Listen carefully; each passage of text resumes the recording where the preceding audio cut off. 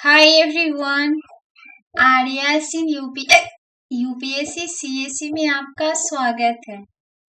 तो चलिए आज का क्लास स्टार्ट करते हैं। तो पिछली क्लास में हमने यहाँ तक कवर किया था, ठीक है। आज की क्लास हम यहाँ से कवर करेंगे। तो चलिए स्टार्ट करते हैं। तो पिछली क्लास में मैंने यहाँ तक जाना कि जो ग्रेनविल जो ऑस्टिन ने बताया कि भारत की संविधान सभा का दृष्टिकोण 3 सिद्धांतों पर आधारित था। वो पहला तो सर्वसम्मति, दूसरा समायोजन और तीसरा परिवर्तन के साथ चयन था। तो चलिए सबसे पहले के बारे में जानते हैं। सर्वसम्मति। सर्वसम्मति का मतलब होता है कि संविधान सभा का दृष्टिकोण मुख्यतः यह था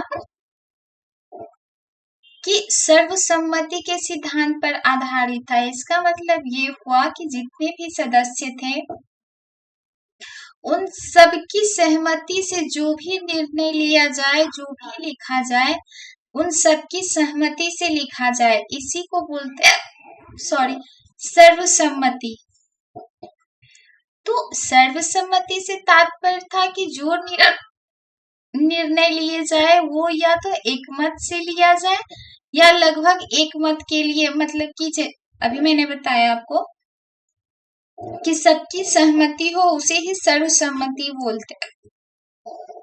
संविधान सभा में बहुमत के बल पर निर्णय लेने के स्थान पर सबकी जो भी है सबकी सहमति प्राप्त करने का प्रयास किया गया था, ठीक है।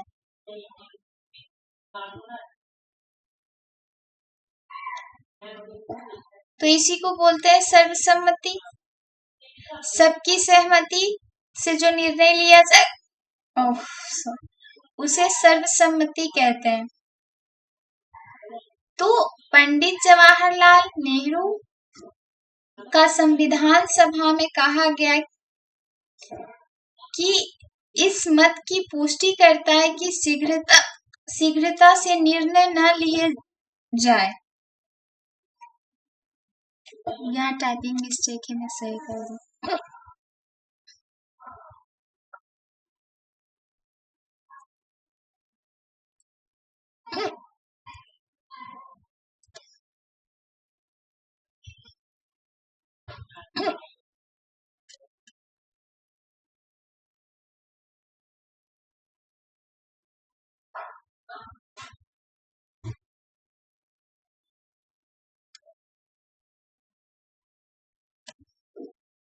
ठीक है।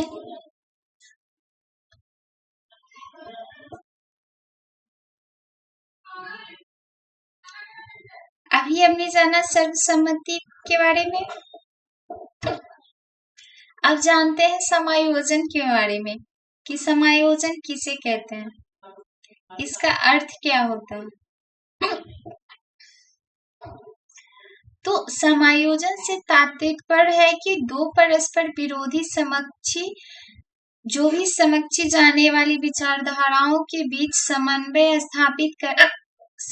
स्थापित करने से समायोजन, मतलब कि मेरे विचार कुछ है और आपके विचार कुछ है, तो ऐसे तो काम चलेगा ही नहीं।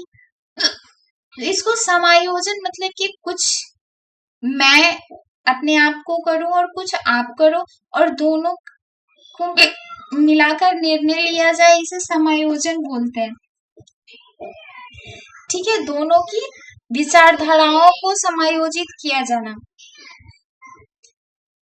इसी को समायोजन बोलते हैं कि मेरे विचार और आपके विचार दोनों को जो भी खराब बातें हैं उनको हटाकर दोनों सहमत होकर अपनी बातों को एक करे, इसी को समायोजन कहते हैं।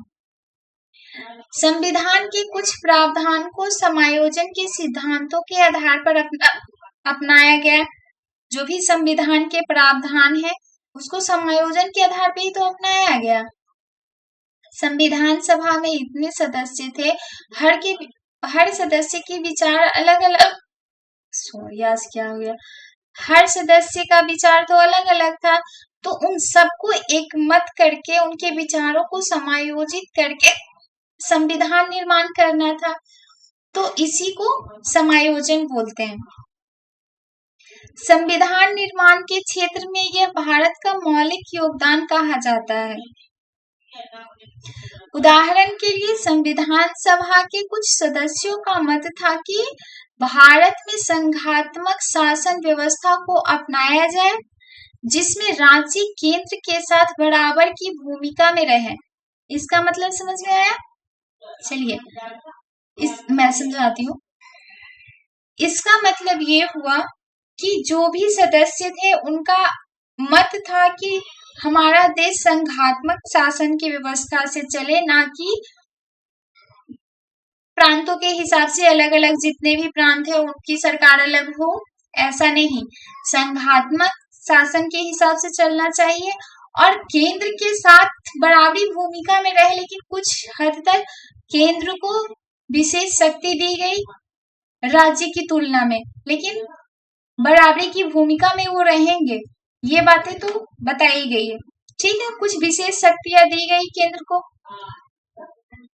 तो अभी हमने समायोजन के बारे में जाना। चलिए अब इससे आगे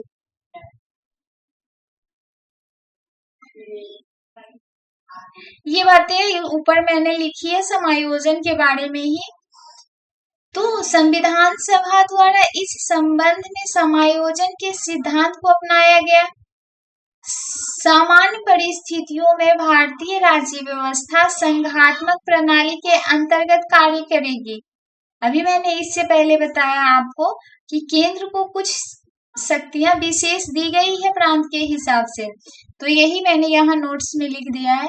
सामान्य परिस्थितियों में जो भी भारतीय राज्य व्यवस्था है संघात्मक प्रणाली के अंतर्गत कार्य करती है, किंतु आपातकालीन परिस्थितियों में यह एकात्मक रूप धारण कर लेती है। इसका मतलब समझ में आया आपको? अगर स्थिति देश में नॉर्मल है तो केंद्र सामान्य स्थिति में अपना राज्य व्यवस्था का जो भी संघात्मक प्रणाली है मतलब कि चलेगा, राज्य को जो भी अधिकार दिए गए हैं वो अपने हिसाब से अपने राज्य में काम करेंगे और केंद्र अपने हिसाब से। लेकिन जब आपातकालीन परिस्थिति आ जाए तो केंद्र एकात्मक हो जाता है, ना केंद्र ना प्रांत, सिर्फ केंद्र, ठीक है। उनके सारे फैसले केंद्र ही लेंगे और प्रशासन व्यवस्था सारे कुछ केंद्र के हिसाब से ही चलेगी। तो ये हुआ आपातकालीन परिस्थिति में एकात्मक रूप धारण कर लेती है केंद्र, और यह समायोजन के सिद्धांत का सबसे अच्छा उदाहरण है। समायोजन का मतलब यही हुआ ना कि जब परिस्थितियां खराब हो जाए तो सबकी भलाई के लिए एक गवर्नमेंट हो और प्रशासन उनके हाथ में रहे और अच्छी तरह से कोऑपरेट कर पाए उनको, ठीक है। तो अभी हमने जाना समायोजन के बारे में, ठीक है। इससे पहले मैंने जाना कि सर्वसम्मति के बारे में। अब जानते हैं परिवर्तन के साथ चयन के बारे में। परिवर्तन के साथ चयन, तो इस सिद्धांत का प्रयोग वस्तुतः उन प्रावधानों के संबंध में किया गया जिन्हें दूसरों देशों के संविधान से ग्रहण किया गया था। मतलब इसका मतलब क्या हुआ?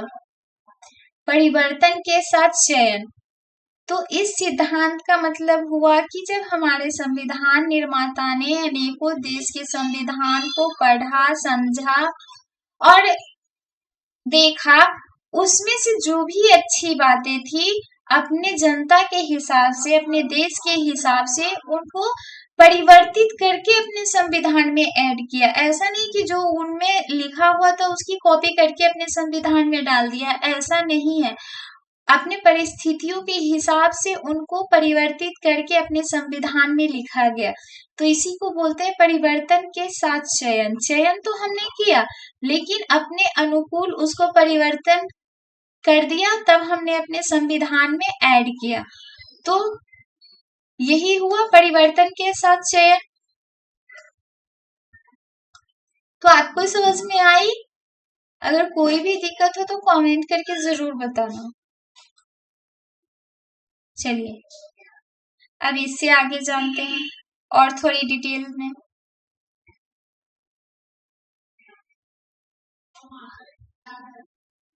तो दूसरे देशों की संवैधानिक विशेषताओं के संबंध में भारतीय संविधान निर्माताओं ने नकल का इस्तेमाल नहीं किया। लोग बोलते हैं ना कि भारतीय संविधान नकल है, नहीं, ऐसा नहीं है। हमारा संविधान नकल नहीं है, बल्कि पहले उन देशों की संवैधानिक विशेषताओं का अच्छे से अध्ययन किया तथा फिर उन विशेषताओं को भारतीय परिस्थितियों के अनुरूप संशोधित करते हुए संविधान में दर्ज किया। मैंने इससे पहले भी बताया आपको ये सारी बातें, तो ये नोट्स में दिया हुआ है, आप अच्छे से पढ़ लेना, ठीक है। मैंने ऐसे तो बता ही दिया।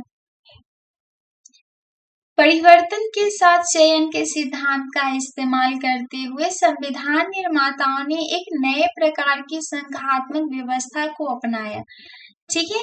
परिवर्तन के साथ चयन का जो सिद्धांत है, इसको इस्तेमाल करते हुए जो भी संविधान निर्माता थे, वो एक नए प्रकार के संघात्मक व्यवस्था को अपनाए। वस्तुतः संघात्मक व्यवस्था अमेरिका के संविधान से ली गई थी, ठीक है। किंतु अमेरिका में राज्यों को संघ से अलग होने का अधिकार है, लेकिन भारत में ऐसा नहीं है कि हमारे जो भी राज्य हैं वो संघ से अलग हो जाएं, उनको ये अधिकार नहीं दिया गया। हमने ये चीजें तो अमेरिका से ली, लेकिन मैंने ये हमारे संविधान निर्माताओं ने ये चीजें ग्रहण नहीं की कि राज्यों को ये अधिकार दिया जाए कि केंद्र से अलग हो सकता है, उनको ये हक नहीं दिया गया, ठीक है। हमारा देश संघात्मक होगा, लेकिन राज्य को अलग होने का अधिकार नहीं दिया गया,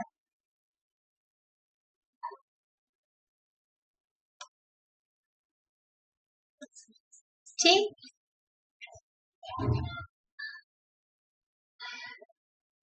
तो चलिए आज का क्लास में यहीं तक कवर करती हूँ, और अगली क्लास में मैं इससे आगे कवर करूंगी। Thank you, bye.